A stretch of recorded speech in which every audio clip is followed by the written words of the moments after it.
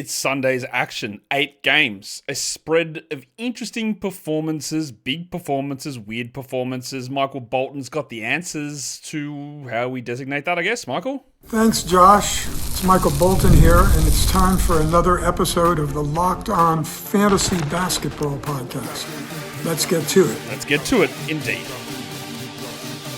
You are Locked On Fantasy, your daily NBA fantasy podcast. Part of the Locked On Podcast Network, your team every day. Hello and welcome to the Locked On Fantasy Basketball Podcast, brought to you by Basketball Monster. My name is Josh Lloyd. That's not my name, quarterback. I'm also the lead fantasy analyst at basketballmonster.com, and you can find me on Blue Sky, joshloyd.bsky.social, on Twitter at redrock_bball, on TikTok at redrock_bball, and on Instagram at Locked On Fantasy Basketball. Today's episode is brought to you by Monarch Money. Take control of your finances with Monarch Money. Use the code LOCKEDONNBA at monarchmoney.com for 50% off your first order. Also check out lockedondaily.com. Find the best newsletter for your favorite team over there. It's free. You get it 5 days a week. Also, you're subscribing here, I'm sure. I'm sure you're already subscribed if you're here at this point of the season. But if you're not, maybe do it.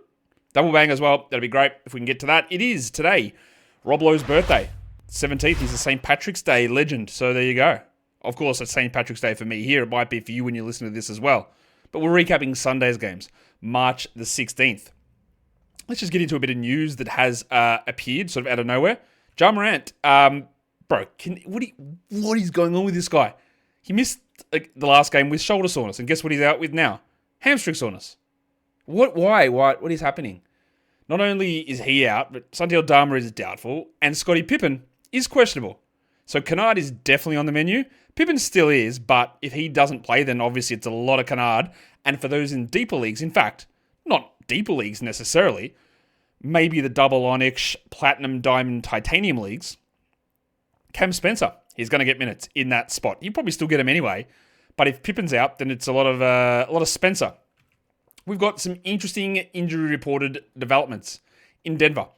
Aaron Gordon missed the last game on a back-to-back. They listed him questionable. They do that basically every time when he sits a game and a back-to-back for rest. I think he'll be okay. But Jokic is questionable, Murray is questionable, and Christian Brown is probable. Are they gearing up for rests? They obviously look incredibly tired, but I don't know. Was there... This is tinfoil conspiracy stuff. But did Golden State and Steve Kerr and Michael Malone and Denver just say, bro, all these guys are exhausted. You want to just sit our guys? Because for the Warriors, Pajemski's out and Steph is questionable now as well. Quentin Post is listed questionable for the Warriors also. He would be, and the Warriors one is really annoying because we have got that excellent Monday, Tuesday back-to-back stream plus the 3-game in 4-night stream for the Warriors. If Post misses, that's not great. So we are heavily looking at Moody. I would say look at Peyton, but I can't guarantee he plays all of them. Otherwise, you got to go to Buddy Hield or you got to go to Guy Santos Alhelper as your 3 and 4s if we find out that Posty isn't playing. So there's that. Josh Giddey, who was listed doubtful on Thursday, is still doubtful. Of course he is, because this idiot, at least I know the pattern, that they will announce something, then call it doubtful, and you never believe a single thing they say. I would say Giddey probably is back middle of the week, but honestly, given the nature of that injury and where he'd had the surgery previously, I don't. If he missed 3 more weeks, I wouldn't be surprised. But it means Herter and Jones' value stays up for Chicago. Sabonis, who hurt his hamstring again in his return game and didn't finish out the game, is apparently fine. That works out so well every time teams do that. I'm sure this will go off without a hitch, like it does nearly every time. So I think we're good to go. It makes a difficult decision on Jonas Valanciunas, obviously, because if he plays 14 minutes, you want nothing to do with him. But what if Sabonis pings it again? I think in a lot of cases, just getting him out of there and getting guaranteed production in is better. But I can also see the flip side of that. And then, not only is Golden State setting up for resting stuff and Denver setting up for resting stuff, but what's Indiana doing? Because Pascal Siakam is listed out for personal reasons. This is the first game he has missed since being traded to Indiana. But then they follow that up by putting Halliburton, Turner, and Neesmith on the injury report as all questionable. 4 of the 5 starters could potentially be out for Indiana. So you could be looking at a lot of Mathurin. You could be looking at Obi Toppin. Well, you would be looking at Obi Toppin. You'd be getting a lot of Nembhard. You'd be looking at Jarris Walker. Hello. That's probably who you'd look at. Although, watch for old mate Tone Bradley or Tom Bryant. Tom Bryant would start at center. He'd be a good stream. Toppin is a good stream. Mathurin to be a stream. There is just Walker less so. There's just a lot of different ways that can go. But so because every time I'm sure you know how probabilities work, but every time like an extra guy gets listed questionable, it increases the amount of different scenarios there is. One guy's out, you got one scenario, in or out. Two guys are in, or two guys are questionable, you got three scenarios. Both out. I think you got four, sorry. Even I got it wrong. Both in, both out, player A in, player B out, player A out, player B in. And then you get to three, and I think you got 9 scenarios. Right? It becomes a lot of, what do I do here? What if this happens? It becomes incredibly difficult to try and figure that out. And that's where we're at with Indiana at the moment. Cool. Let's just do games, yeah? First game, Philadelphia and Dallas, the Quentin Grimes revenge game matchup. The Sixers did bring Grimes back after he sat out the last game. That meant that my mate Adem Bona moved out. He was injured, of course. Justin Edwards returned back into the starting lineup, and that meant that Jeff Doughton Jr. moved. He was out as well. So the Sixers are just chopping and changing with guys here all over the shop, and we just don't know exactly what they're going to. Sorry, Doughton wasn't out. He played. There's just a lot of different ways they can go about this. Now, they play again on Monday, and I don't think Bona will play. I don't think Lonnie will play. I don't think Oubre will play. I don't think Drummond will play. I don't think Maxey will play. But I also don't know with any of that. The Sixers won at 130, 125. As for Grimes, he was very good. 28, 2 and 6, 2 steals. Shot well, got to the line. He is playing very well. And I talk about this a lot. I love to see someone who can scale. There are certain players that when the opportunity arises, one of them would be Gershon Yabusele, where it doesn't really change us, depending on who's in or out. But Grimes here, everyone's out, so he's like, all right, let's go. Let me get the usage. Let me do everything. And he's doing it at an unbelievably high level. This has been a great run from him. But then we got extra stuff thrown in because the guys we'd been looking at with Maxey out were Jared Butler, who had 8, 1 and 7, which is not great. 7 assists is good. And then the other option we go to is Jeff Doughton, who had 14, 3 and 3. But instead, we got 23 minutes of Jalen Hood-Schifino. Has Bro even played 23 minutes total this season? Someone look it up. Producer, who doesn't exist. No? I don't think he has. Anyway, Hood-Schifino had 19, 2 and 1 with 5 3. So that's like a new contender for the mix of point guard minutes. I don't think we add him. I think Butler and Doughton are still a little bit better, but honestly, that could flip immediately. Ricky Council got the production over Justin Edwards. The Mayor had 13 and 10 in his 28 with a steal and a block, while Edwards really struggling, 10 and 4. He did have 2 steals and a block, but Council seems to be that, but that could flip at any point. And then with Bona out, with Drummond out, with Embiid out, of course, Yabusele had 14 and 6 and 2 steals, but we got production from Chuma Okeke, who's back on another 2-way, and Alex Reese, who had 6 points in 17 minutes with 2 threes. And O'Shea Brissett, 13 and 5 in 25 minutes. So there's a lot of randomness here. But what am I relying upon? Grimes? I'm sort of interested in Council. I'm sort of interested in Butler. I'm very closely watching Hood-Schifino. But otherwise, it's just going to be really, really messy. And it's just going to be, hey, let's stream in and see what happens. But I don't really know how to believe in it. For the Mavericks, they got PJ Washington back. All right, that's good news. They got Brandon Williams back into the starting lineup with Dante Exum out for the season. Washington played 32 minutes, 29 and 12 with the steal. But I'll just put this statement here right now. The Mavericks played 2 games this week. 2 games. So for anyone who's not named PJ Washington, I don't think you hold them. Clay, 21, 3 and 2, 3 threes. Really good. 2 games, not going to be worth it, I don't think. Max Christie has been terrible. In this game, he had 18, 8 and 3 with 4 threes. An excellent game. Only 8 shots, but only 2 games. So we don't care. Najee Marshall, 21, 8 and 6 in 35 minutes. 36 minutes, in fact. Incredible high usage, but terrible efficiency. Now, the people are going to have this question. What do I do with Najee? Is Najee a must-roster player? He's been so good, and that is true. I don't think 2 games of Najee Marshall is enough. He's borderline. Like, I would have him over Clay, over Christie, over Williams, over Dinwiddie, over Edwards, over any of these guys. But to me, I don't think so. As for Williams, 11, 2 and 2, steal and a block. Okay, that's fine enough, but we can't hold that through this week with 2 games because, again, remember, there are limited games. He has got 5 games left. That is it. And then Kessler Edwards, who literally, his season could end this week. 5 and 7 with a block for him. We don't hold on to him. So this is a really weird spot with only the 2 games, with all the 2-way restrictions, and most of this stuff is realistically pretty unusable across, generally just across the board. We have 7 more games we're going to get to. Today's episode, though, is brought to you by DoorDash. NBA fans, you know what happens? If those guys out on the court swoosh, well, you at home on your phone, you save. Thanks to Dash Pass. Every time a player drops 50 or more points, you score a huge deal the next day. When any player scores 50 in a game during the 24-25 NBA regular season, Dash Pass members get 50% off an order up to $10 off the next day from noon through to midnight. Have you seen anything easier than that? Probably not. Whatever it is when you get food for a party, for yourself, a watch party, a little snacky snack, a lunch, whatever it is, you can do it from midday the next day if someone drops that 50 burger. So sign up for Dash Pass and be ready to save. When any player scores 50 or more in a game, Dash Pass members get 50% off an order the next day up to $10 off. Just use the promo code NBA50. From noon to midnight after a 50-point game on eligible orders of participating merchants. You must have an active Dash Pass account. Terms apply. Visit DoorDash to learn more. Today's episode is also brought to you by FanDuel Sportsbook.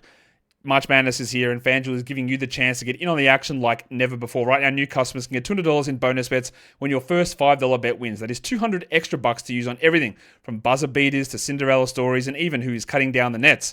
Pick the favorites, pick the underdogs. I don't care who you pick. Pick whatever system you've got to pick through March Madness. Just do it. But make sure you win that first $5 bet because that gives you $200 extra in bonus bets to spend on the tournament or anything else you want over on FanDuel. So go to FanDuel.com and get in on the college hoops action all tournament long. And don't forget to gamble responsibly.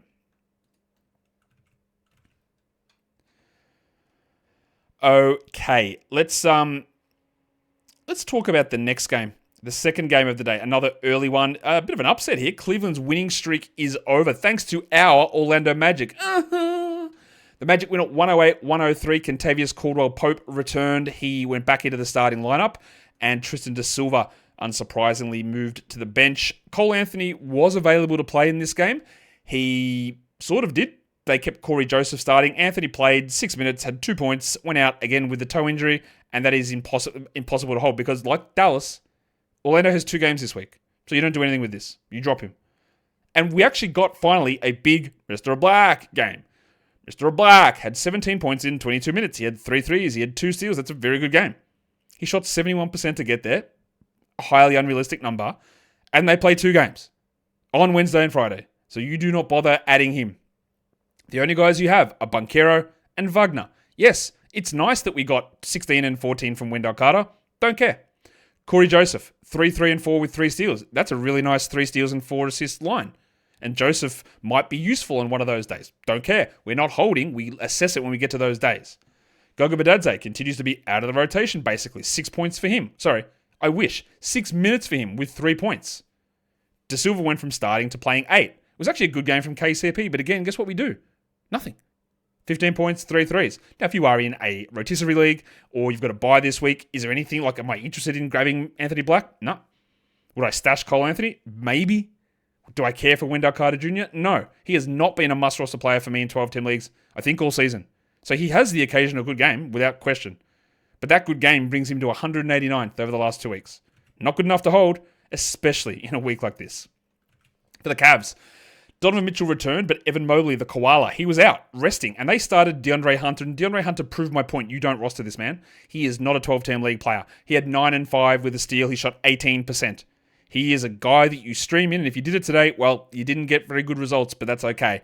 He's just not a guy you hold. Nor is Ty Jerome, who had 12, 1 and 1 on 1 of 4 shooting from the line.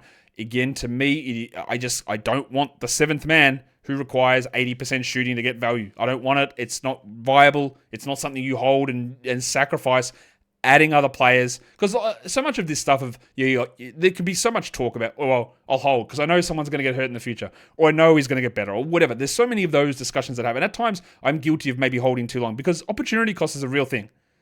If you've had Ty Jerome and you've just held him all season, you've had this idea of like, oh yeah, but what if they rest and then he's been so good, he's given me these values and look at the totals and the rankings, all that stuff. But every time you hold him, it blocks a roster spot.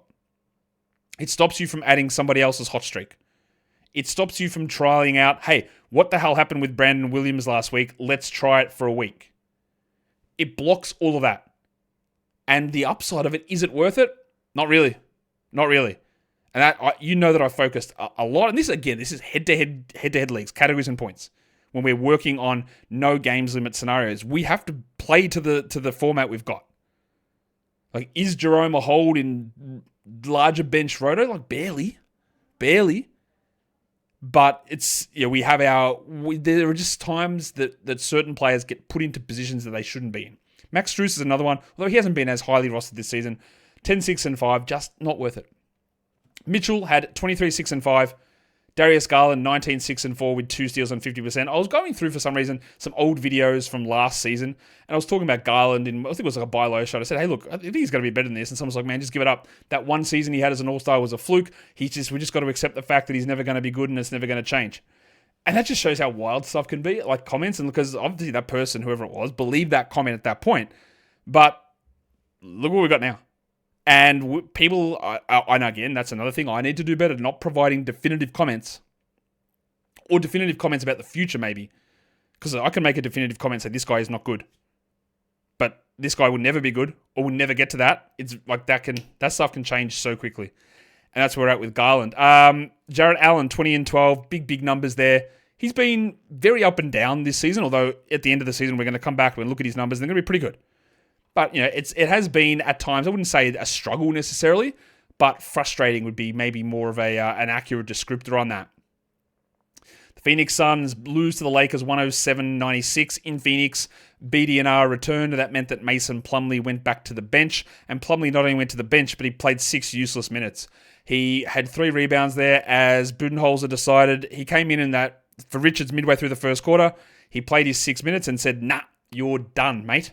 So he went back to Osa Iguodala as the backup center for the rest of the game. Now, Iguodala is a guy that I thought played really well earlier in the season. I thought, again, I didn't really understand why you would try and get Nick Richards when the gap between those players was pretty small, if not leaning in Iguodala's favor anyway. But then he's been banished for months, and he's back now. Iguodala, was he good enough to use? Not really. 23 minutes, 4 and 5 with 2 assists, but I'd wager a guess that those 6 Plumlee minutes go a different direction next game. Iguodala is just a deeper league guy, but tomorrow, let's see. Bradley Beal also left again with a soft tissue injury, hamstring, soreness, tightness, awareness, whatever you want to call it. 4 points in 15 minutes. Honestly, I know he's had some good games, but this is happening every second game at the moment. It's really tough to hold, and I don't think he could. Tyus Jones becomes streamable here. He had, 8 with 5 assists. That's not good enough, but if Beal is out, you stream him. And same with Ryan Dunn, who had 13 with 3 steals and 2 blocks in 23 minutes. I wouldn't trust him at all. But if I'm looking for defensive stats and steals, Dunn can do that, and there should be an opportunity for him tomorrow to see elevated minutes. BDNR had 11 and 6, 83%, just completely mid sort of numbers. A guy you stream, a guy you use at times, otherwise very clearly not a must at all. And then we got actually the Suns debut of Cody Martin. He had 8 points. Colin Gillespie started the second half in this game, not Tyus Jones, so we keep an eye on that. I think it will be Jones tomorrow, though, without Beal, but we just do need to watch that.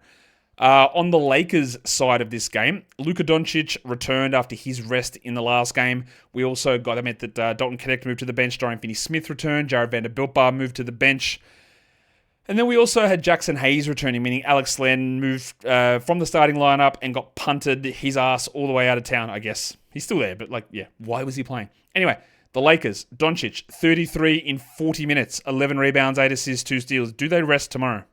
I think it's possible. He was an excellent 13 to 14 from the line as well, Luka. I was very impressed with Jackson Hayes. 19, 6, and 3 steal block. That is great. Bad from the line, great from the field. He's producing at a level where I'd much prefer him over Richards, for example.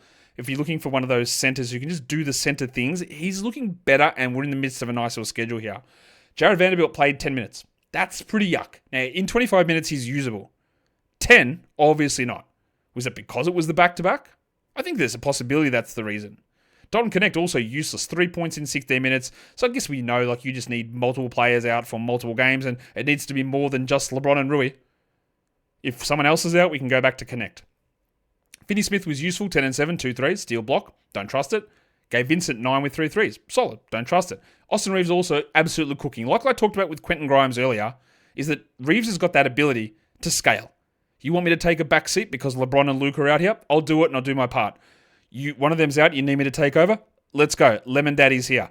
And he is putting up 28, 4 and 6, 2 steals and a block. This guy is rolling as he's the 11th ranked player of his last 5 games. If he was to ever move into a situation where he was the number 1 or 1A or 1B guy, he's a very, very easy third round player. He has been excellent. And he won't ever get mentioned in most improved player, but he should. He's taken huge steps forward.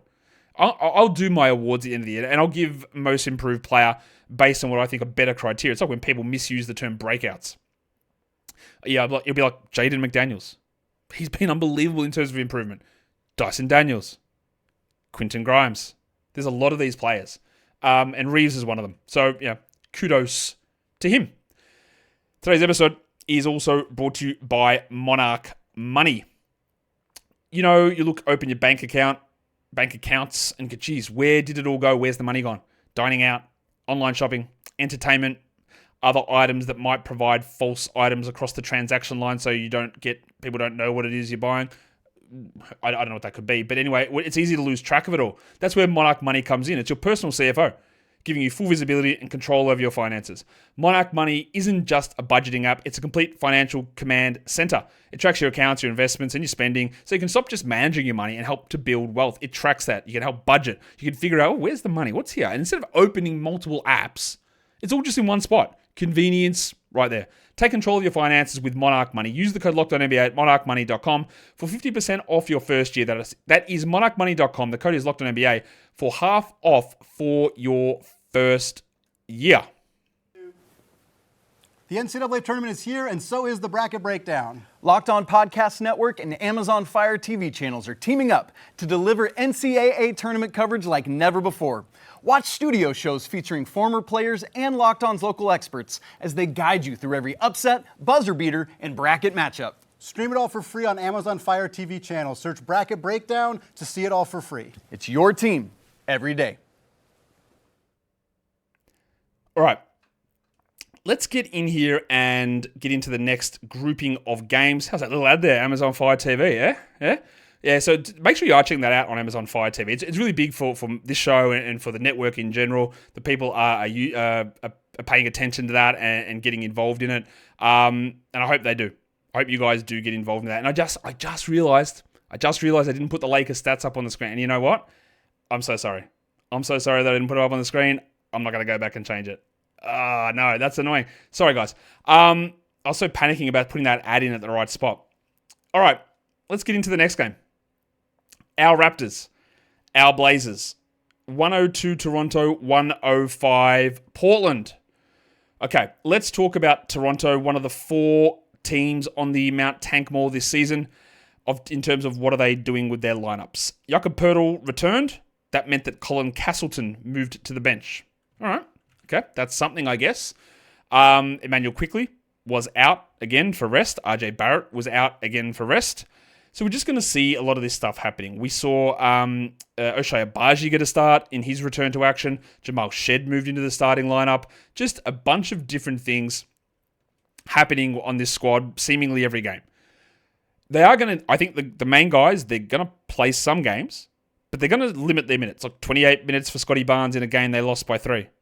Barnes is subject to the All-Star player participation policy, but he had 16, 6, and 6 with 6 steals. Shot poorly from the field and great from the line. I think he sits tomorrow.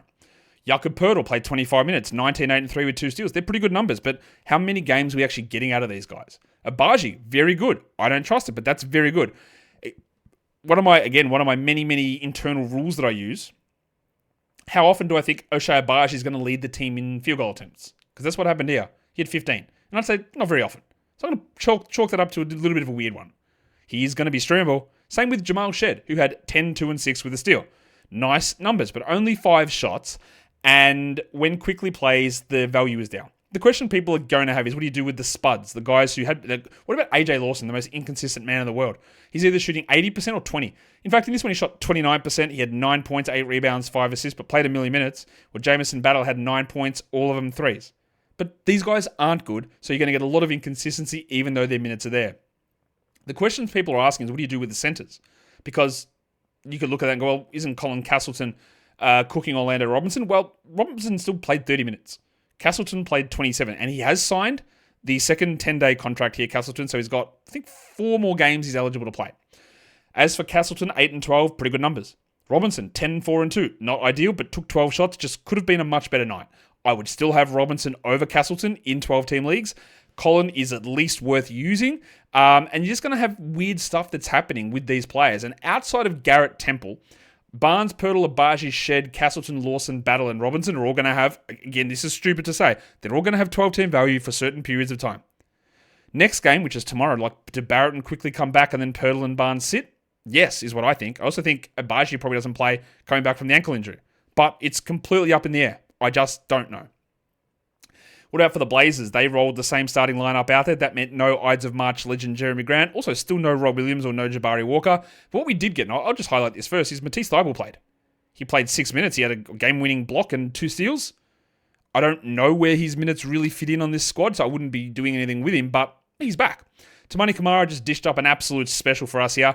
21-7 with 5 threes, 2 steals, and 2 blocks. Now, they had a terrible schedule, only 2 quality games with a 3-game gap in the middle.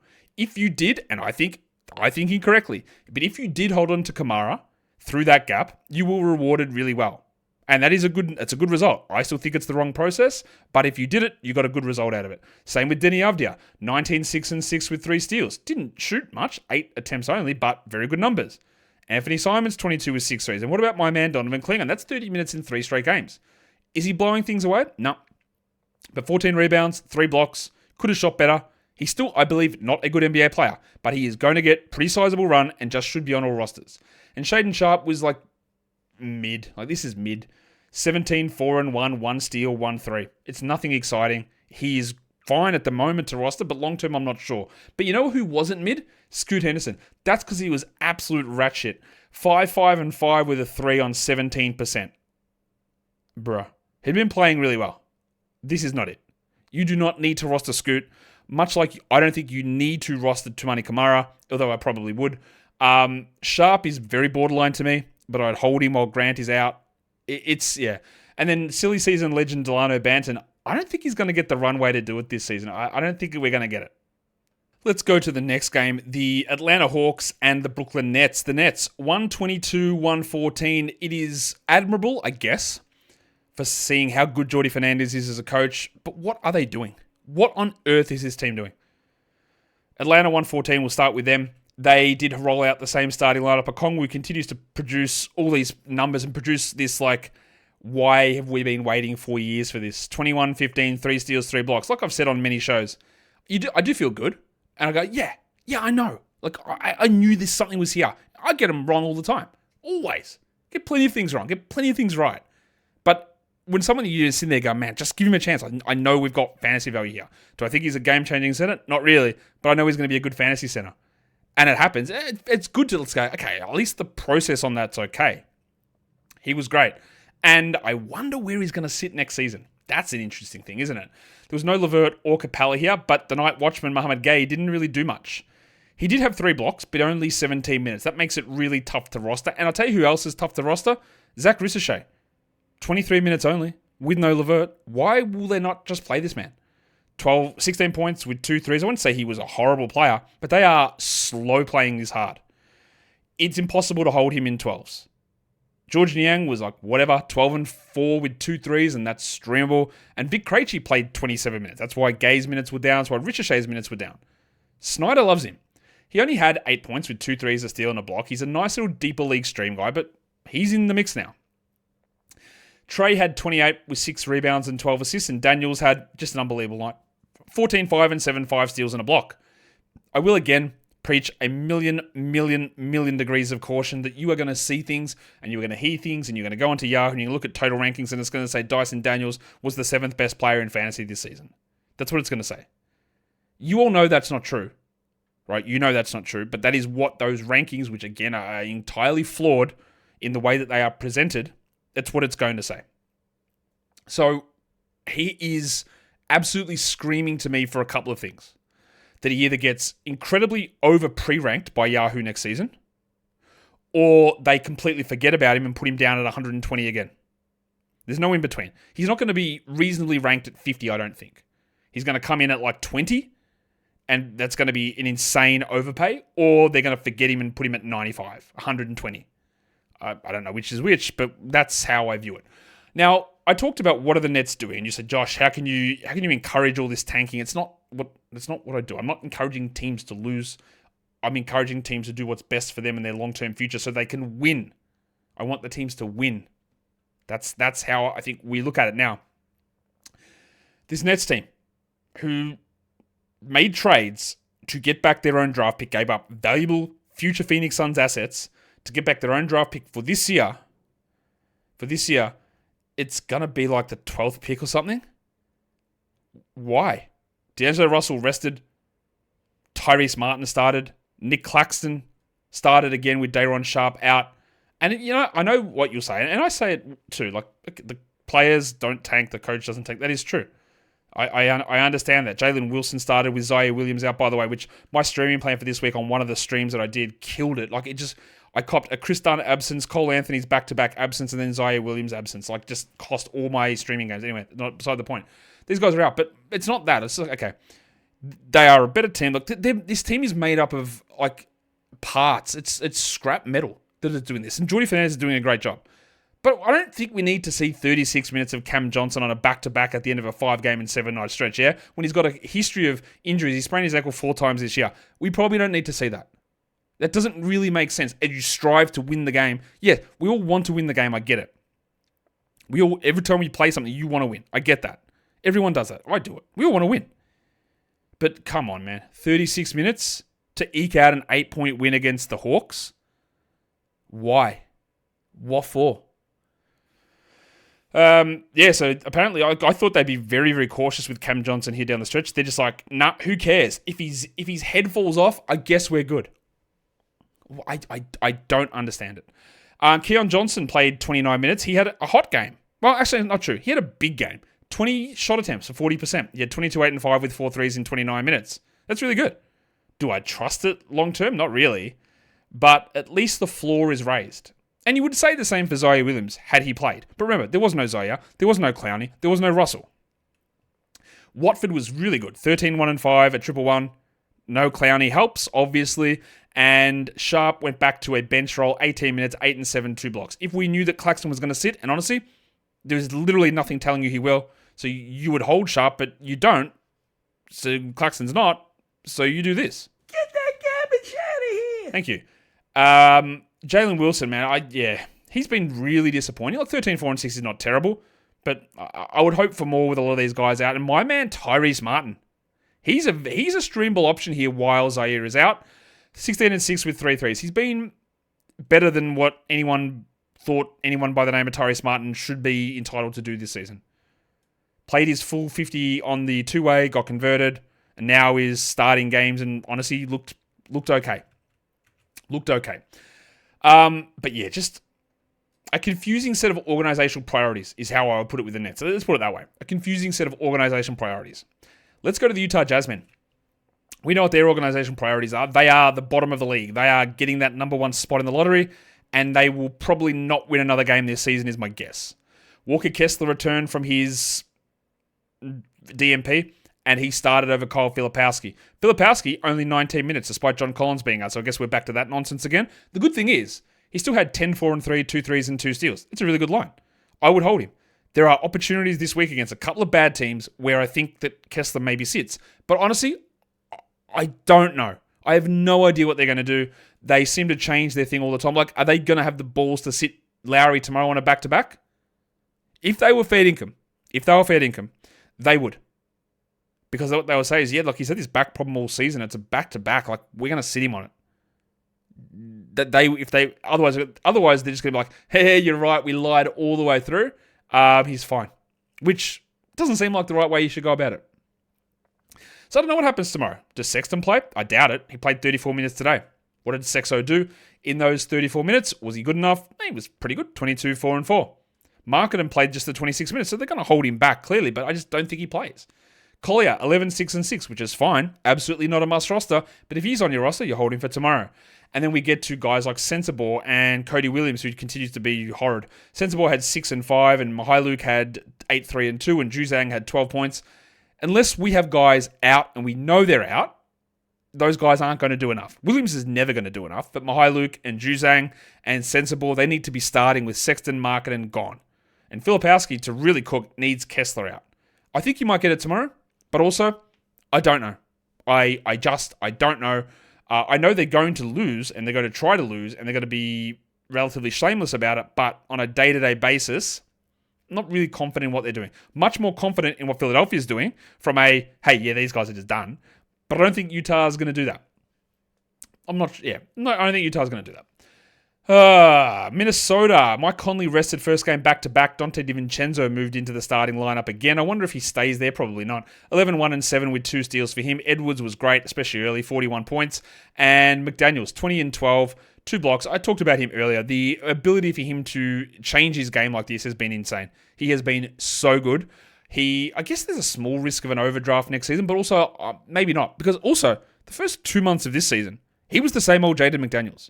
Someone would go out and he would do nothing. And then just something clicked. It's been great. We only got 20 minutes out of Naz Reid. Hard to read because it's a blowout, but he had 3 steals and a block, but shot 20%. Disappointing.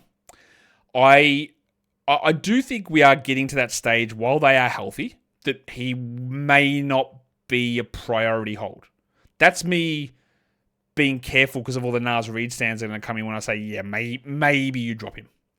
They also only played Julius Randle 20 minutes in this game.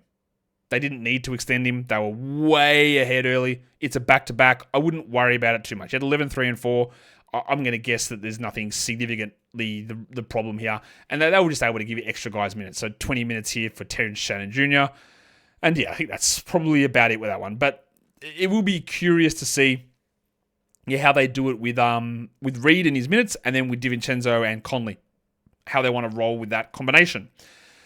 Let's go on to the next game, the second last game of the day. The Charlotte Hornets got absolutely roasted by the LA Clippers. The Hornets rolled out the same starting lineup. Remember, they've got a back-to-back coming up Thursday, Friday, and a good period of games in the middle of the week. We'll start with the Hornets side here. Mark Williams, only 25 minutes, but 18, 15, and 7, stealing a block. That's amazing. What about LaMelo Ball? What did he do? Yeah, maybe not as amazing. His shooting has just disappeared. I know he's not a great shooter, but he just doesn't do anything at the moment. He can't shoot at all. It's all disappeared. I'm going to laugh my absolute ass off if he plays all the way through the fantasy playoffs. It's going to be so funny to me. But anyway, he had 16, 2, and 5 in those 31 minutes. And then the man, Daquan Jeffries, who is going to be somewhat of a streamable guy.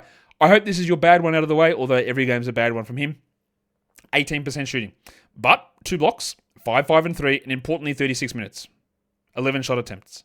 Remember, Tuesday they play, Thursday they play, Friday they play, and I think they play Sunday as well. And that's incredibly valuable. And the guy you're targeting is probably going to have to be Jeffries. After a run of being like a top 10 player, yes, top 10, Miles Bridges stunk. He had 7 points with 4 rebounds. It didn't really make sense how well he was playing, but whatever. And then Wendell Moore had 8, 6, and 2. Now, they have absolutely huge shenanigan potential here because they've got randoms like Damian Bohr, Tijan Salan, KJ Simpson, guys doing the two-way shuffle. Salan, not a two-way guy, but the other two are, where they can bring them in and play them random minutes. And even old mate, 10-day legend Marcus Garrett played 17 minutes here. So there is a bit of shenaniganizing that could happen. Watch for that Thursday, Friday, back-to-back for them as well. It is a busy period of the schedule, so if LaMelo or Mark sat 2 games, I wouldn't be overly surprised if that is the direction they ended up going there. For the Clippers, Norman Powell returned. Interestingly, he didn't start the second half, but he started and Chris Dunn was out. Derek Jones, though, moved into the starting lineup ahead of Nick Batum. So is it for Ty Lue either Jones or Dunn? So if Dunn is there, no Jones, and if no Dunn, then it has to be Jones. That is absolutely what it feels like, and quite possibly that's just what he's going to do. So did Jones just start because Dunn was out? That is possible. Jimmy Harden, 31, 10, and 7, 3 steals. This is like prime Jim Harden through your fantasy playoffs. Unbelievable stuff from him. Kawhi also not a huge amount of minutes, 23, 6, and 5 with 2 steals. And Zubac, 17, 14, and 8, 2 blocks. What a season Zubac is having. Just an unbelievable year. But like I said with Powell, he came in. He started. He didn't start the second half. He had 7 points on 23% in 23 minutes. Now, I have not heard anything to suggest there was any injury, because there's not. He did come back and play into that second, play in the second half, but just not much. And after that incredibly hot start, which he did have a hot start, it has been a really rough run of things. Injury and a lack of form has really hurt him. I hope he's able to get it back, but it hasn't been good. That is a terrible game. Bogdanovic, just not worth it unless multiple guys are out, so you can drop him. 7 points in 19 minutes, while Jones had 12. And what else happened here? Batum had 3 in 15 minutes. So look, their little run was this week. This was Clippers week. There were opportunities there. We don't need to look at Jones. We don't need to look at Bogdanovic. We don't need to look at Coffey. We don't need to look at Batum. We don't need to look at Simmons. We still look at Powell, obviously. But any of those little small fill-in options are probably done now. All right, let's do the final game of the night. The Thunder and the Bucks, and the Thunder do it again. 121-105 is your final score here. Chet Holmgren returned from one game off. Lou Dort was out. What do they call the Lou Dort injury? Hip soreness. All right, okay. We'll see what that means moving forward. But again, we gave the caveats about the Mavs. We have the caveats about the Magic and the 2-game week. The Thunder's schedule is just as bad. Well, not quite as bad, but close. They don't play until Wednesday. So they've got Monday, Tuesday off, and then Wednesday has 11 games on.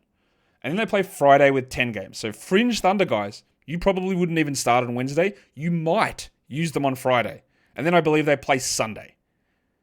So, like, Friday's debatable on 10. So if you're considering some of the performances, like, don't. For the most part. Because Jalen Williams, I don't know. He's missed. He might be back for Wednesday. I'd say, in fact, he is back on Wednesday. Dort could be back then as well. Hartenstein was great. 24, 12, and 3. Fantastic. Chet was pretty good. He wasn't quite as good as Hartenstein, but 16, 8, and 3. Pretty good numbers. Shea was not quite his best, but still, who cares? The field goal percentage was a little down, and so was the free throws, but 31, 1, and 8. Great numbers. The guy who stood out, who again is the guy that I'm going to tell you to settle down on, Isaiah Joe. 30 minutes, 19 and 6, 5 threes. That's a very good line. But you're not holding a 0 and then a 0 to put Isaiah Joe on your bench on Wednesday to get another 0 on Thursday to play on Friday. You're just not doing that. It's absolutely not worth it. Caruso had 10, 3, and 5 with a steal and a block. Solid enough. Don't do it. The Hong Kong mattress, Carson Wallace, 9 and 5, a steal and a 3. Absolutely not doing it. If you've got any of these guys, and I know you have Carson Wallace. I know you have Caruso in some spots. I know you have Aaron Wiggins, who had 9 points in 19 minutes with 4 rebounds and 3 assists.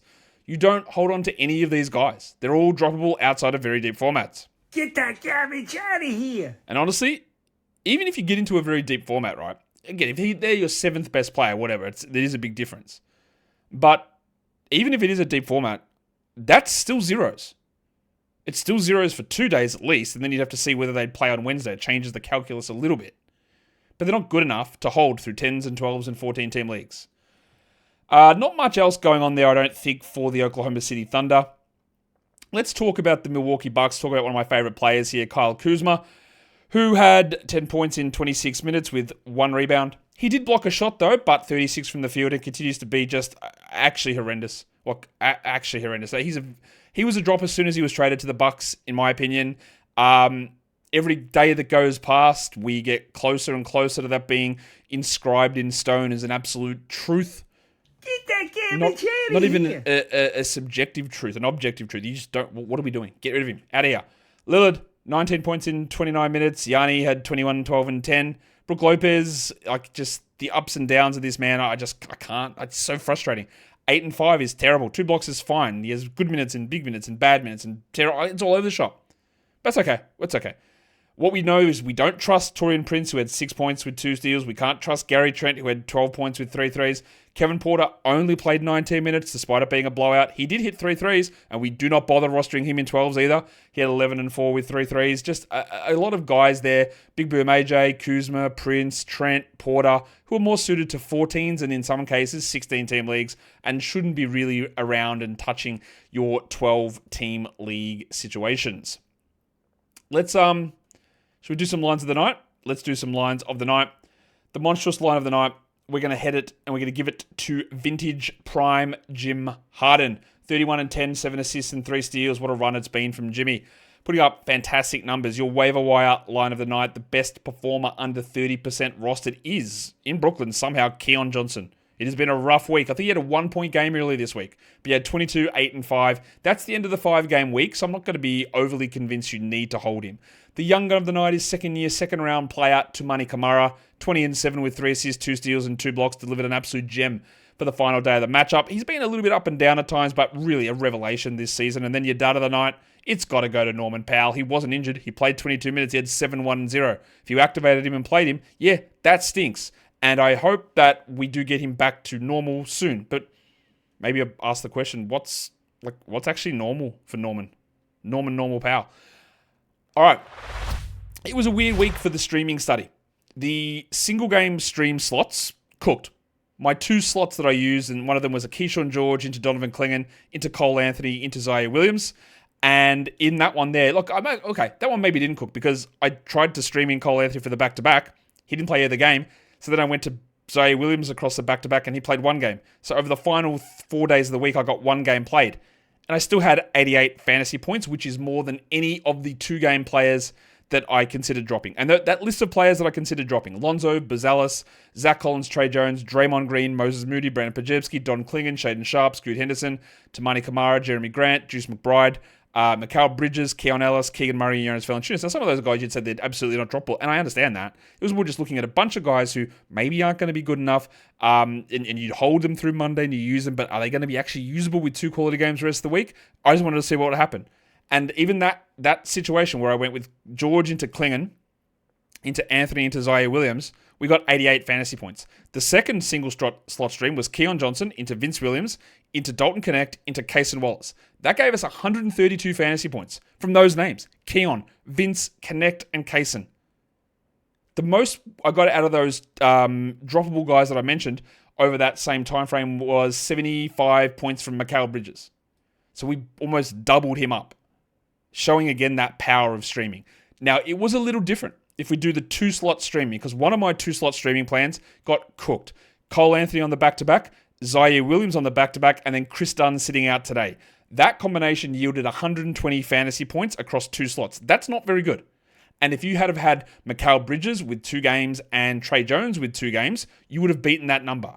But if you had have had Lonzo or Matas Bazalis or Zach Collins or Draymond or Pajemski or Jeremy Grant or Shaden or Scoot or a bunch of other guys on that list, even though that streaming plan did not work out well, you still would have had a victory. It was touch and go. We just lost a lot of games.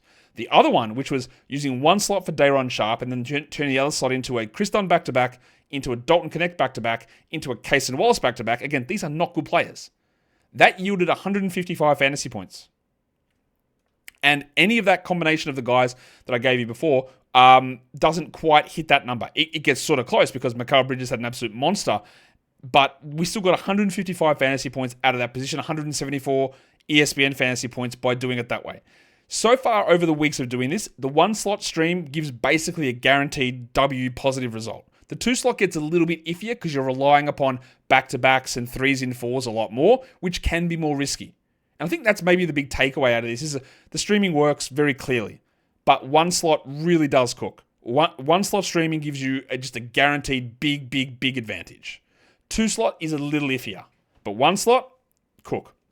And when you make that decision to drop your worst or second worst player because they've only got 2 quality games during the week and you do it with 1 slot, you're going to come out pretty well most of the time. That's where we're at with that. If you're in Locked On Fantasy Basketball Bowl, it's going to take me time to set up the Battle Royale weeks, and I don't think I'm going to be able to set it up exactly as I've done in the past. Last year when I did it and we put all teams into one league, so they battled each other in that week, it literally took me all night. I got no sleep at all, went to bed about 3 a.m. and woke up at 5 a.m. the next morning, and I'm not going to do that. What I'm going to do is put into little separate Battle Royales, and I'm going to have to track it separately because there's no ability to just mush it all in together. So I apologize about that, but also I do need to sleep. So that's what's going to happen with that. So just be on the lookout for emails about that. Guys, hit the thumb, hit the subscribe, hit the double bang. Check out the Breakdown Bracket show on Amazon and Fire TV. Again, that's big for us and our network. Keep yourselves cooking. Hope you made it through to the next round of your fantasy playoffs or made it into your fantasy playoffs. Guys, we are done here. Thank you so much for listening, everyone. See ya.